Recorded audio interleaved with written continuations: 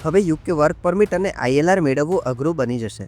UK સરકાર દ્વારા તાજેતરમાં જ ઇમિગ્રેશન વ્હાઇટ પેપર રજૂ કરવામાં આવ્યું છે, જેમાં ઘણા મહત્વપૂર્ણ નિર્ણય લેવાની જાહેરાત કરવામાં આવી છે, જેથી યુકેનું નેટ માઇગ્રેશન મોટા પાયે ઓછું થતું જોવા મળશે. જેમાં સૌથી પહેલું છે કે યુકેમાં વિદેશી કેર વર્કર્સની ભરતી બંધ કરવામાં આવશે, પરંતુ પહેલેથી યુકેમાં રહેતા હોય તે લોકો કેર સેક્ટરમાં જોબ લઈને પોતાના વિઝા એક્સટેન્ડ કરાવી શકશે.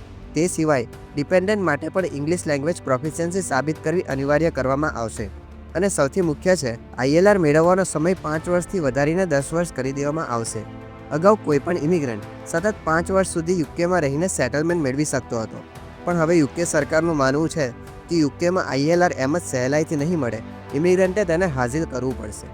જાહેર કરાયેલા નવા નિયમો બાદ ભારતથી યુકે જવા ઈચ્છતા લોકોની મુશ્કેલી વધી પડશે, પણ પહેલેથી યુકે હોય તેવા ઇમિગ્રન્ટ્સને ફાયદો થશે તેવું લાગી રહ્યું છે.